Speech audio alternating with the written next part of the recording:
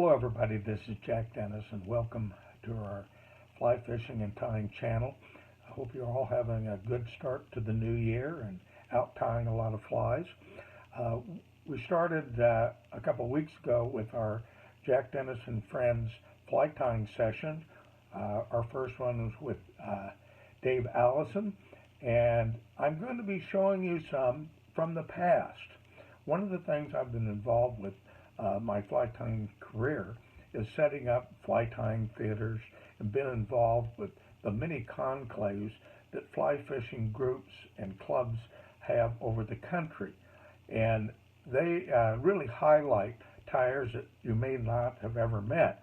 And one of the best ones is one in Idaho, both the Western Idaho Expo and the Eastern Idaho Expo, which is in Idaho Falls. They've been doing these fly tying get-togethers for a long time. We're talking over 30 years. So I want to do some highlights from some that I filmed in 2009 and 2010. And you'll get a chance to meet some names you know, and maybe some names you didn't know. And one of the nice things about tying at these expos is all the excitement and sounds of people going around telling lots and lots of fly fishing stories. Most of them may be exaggerated. But one of the nice things about the theater is you get a chance to listen to the tyers talk about their experiences and answer questions. I think you're going to enjoy them. We're going to start this week with several.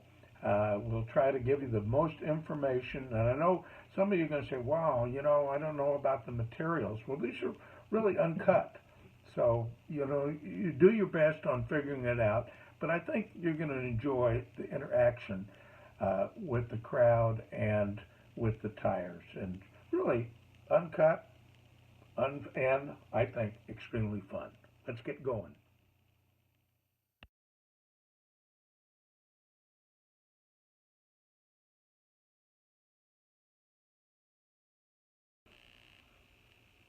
Our next tyer is Bob Jacklin, and he is a legend, a fly fishing legend and a legendary fly tyer.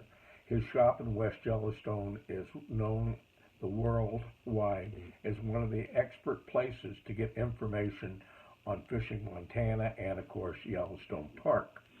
You will enjoy Bob's stories along with his tying, as he's one of the most entertaining fly fishing personalities you'll ever meet. And so it's on to Bob Jacklin, and I hope you get a chance to visit his shop in West Yellowstone or get one of his books if you're heading to Montana or fishing West Yellowstone. Lee Wulff could go fishing with Dan Bailey and take a train for $3 up to the Catskills and spend the weekend eating fish, fishing all weekend, eat peanut butter and jelly, and take a train back for $3 for the weekend. If he stayed in New York, it would cost him all kinds of money to go golfing or whatever they did, so they went fishing for the weekend. Took a train, left at 4 in the morning from New York City all the way to the Catskills. I don't know when they got to the Catskills, but that's what they did. Anyway, we're doing a 1X long hook. You want that hook a little longer. It gives you a better proportion wolf fly. If you try to tie it on a dry fly hook, you're cramming everything in. So 1X long nymph hook, and I like the number 60 Dairiki, but whatever you have is similar to that. I always wanted to ask Lee Wulff what he actually used, what hook he used for the first wolf fly, and I'm convinced he would have said, I don't remember, whatever I had laying around I used. But he used this part of the bucktail, the real thin hair, brown hair for the wing and the tail on a Gray Wulff. He did the Gray Wulff first. I'm going to change things a little bit, and I'm going to use a little bit of elk hair. I like using elk for the tail. Now, if you use moose for the tail, it's black, and it's no longer a Royal Wulff. It's what they call a hair wing royal, a little different, same thing.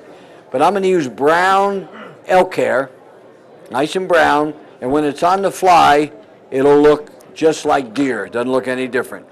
And we're going to go ahead and even it up. Lee did not even up his hair. He did it by eye, and his thought was if your hair is a little uneven, especially on the tail of a fly, each particle of hair will touch the surface of the water at a different spot, make it more buoyant, so the fly will float better rather than having a clump. I tend to tie in a clump because it looks better, more professional, and I'm sure it doesn't, float just as well too.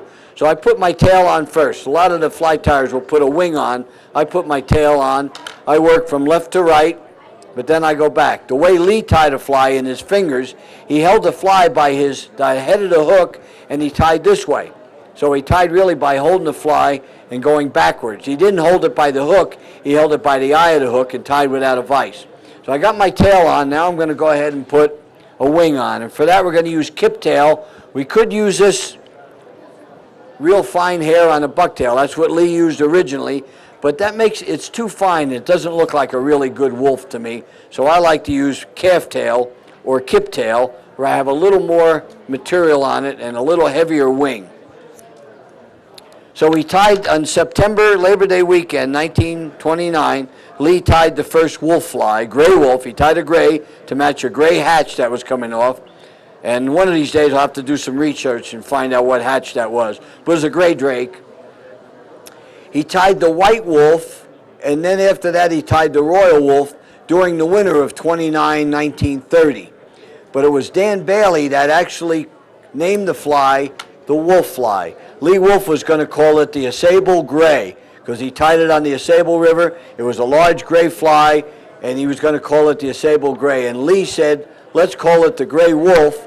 And then Lee did a white one, and he did the royal to match the royal coachman.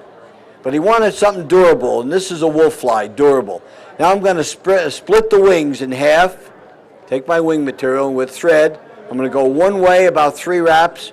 I'm going to go wrap the other way, and if I want, I can do a figure 8 through everything. But what I'm going to do, I learned from the girls at Dan Bailey's store about 45 years ago.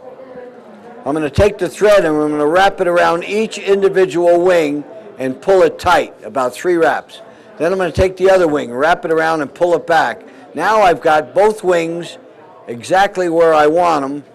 Bring my thread back, and I've got the makings of a proper wolf fly with enough material to put some hackle on the front of it. I want to cement. I am a great believer in cement, so I cement all my flies. What I use for cement at home and in the store is plain clear lacquer. And I buy a little nail polish jar, throw away the nail polish remover, and put in a little lacquer. When I travel by plane, I put in some of the non-toxic or just a basic head cement that's clear, water-based. Okay, Lee Wulff used Angora yarn for his body of the wolf flies. He actually used, for the white wolf, he didn't use a white body. He used a yellow cream body for the white wolf, not white. Very interesting. So I stuck with that. My flies, Lee wrote me a letter one time, I still have the letter, recommending my flies as the original tied, original to pattern. So I felt very good about receiving that letter. That was very nice. Anyway, I'm going to dub this.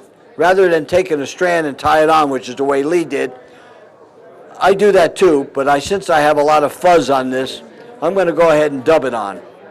Because dubbing, I get it perfect. If I put a little wax on my fingertips when I dub all the time too, and that makes the dubbing a little tighter. It also kind of whacks the dubbing, I guess, but put a little dubbing on here, get it nice and tight.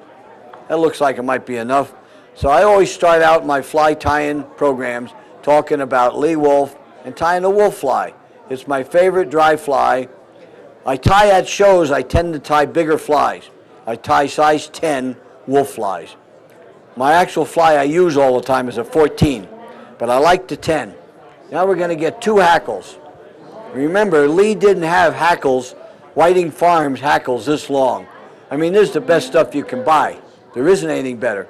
And Tom Whiting, down at Whiting, he's able to produce chickens to do anything he wants them to do as far as feathers.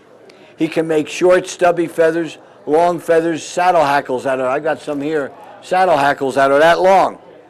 I asked him a couple of years ago, I was down there, and I said, Tom, Dr. Whiting is his name, Dr. Whiting, I said, how do you get hackle that long for saddle hackles? He said, if I tell you my secret, you'll laugh at me. I said, I won't laugh at you.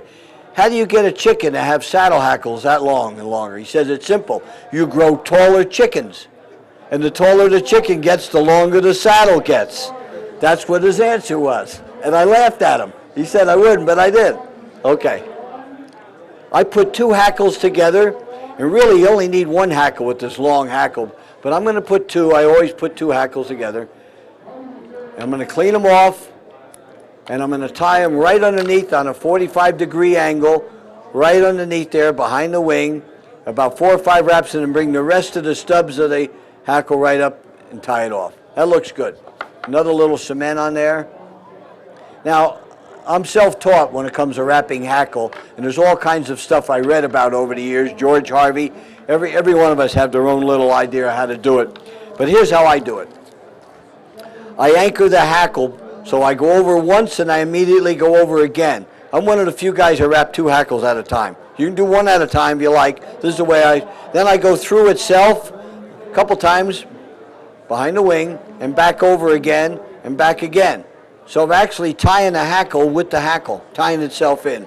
Then I go about 2/3 of the wraps behind the wing and a couple wraps, which comes out to be about 1/3 in front of the wing. In fact, these hackles so long I don't even have to grab my hackle pliers. There we go. Got that one in there. Somehow I felt that one broke. I don't know if I got it or not. I'll have to see if I got that in there. All right. So you're always learning something from tying. Gretchen Beatty had some really good pointers on tying that parachute, so I'm going to try and copy that. Now my whip finish, I'm going to show you, I don't use a whip finish tool, and unlike Gretchen, I can whip finish a parachute because I do it a different way. But I'm going to show you a quick whip finish. I have to put this screw on my vise. When I first, I used nothing but Regal vices, and when I first did that, I sent this vise back to Regal, and the guy yelled at me that owned it years ago for ruining his vise because I put a screw in it, see? But the new guy owns Regal is very happy to have me do this, and they presented me with a new vise this year. But I screw this 1020 little screw in here so I can hold my bobbin to be able to do a whip finish. So all I do is I learned this whip finish in 1967 in Baker's Hole Campground near West Yellowstone. I was 22 years old, and this is the whip finish they taught at the Long Beach Casting Club in California. You make a loop. Of course, they didn't have a place to put their bobbin. I put that on later. Dip this underneath, grab this thread, go over once, and and that's kind of slow. See how slow that is? It's a good whip finish, but that's the way it was taught, slow. Well, I found out if I put my thumb in the center of this thread and always turn my thumb and get the top thread, I could just go real fast like that, and I could do that whip finish faster than the tool, and if I did it right, it's done. That's how quick it is. I'll do that again for you on the next fly. But that's a proper Gray Wulff, the way Lee Wulff wanted it tied. Remember, his flies caught fish. They were what you call kind of unprofessional because he whipped them out. They were rough looking. He tied them in his hand, but he made them to catch trout, and guess what? That's what they did. I try to make mine so they'll catch trout naturally, but they also look well, so somebody would like to maybe frame it or look at it. Anybody would like to come up and pass that around? Oh, thanks, Tyler. That's the Gray Wulff. The next fly I'm going to do, and I'll do a couple of nymphs for you. We're going to do the March Brown nymph. That's one of my favorite nymphs. I catch a lot of fish on it. We're going to use a little different hook this time. We're going to use the Dairiki hook again, number 285. That's a good hook.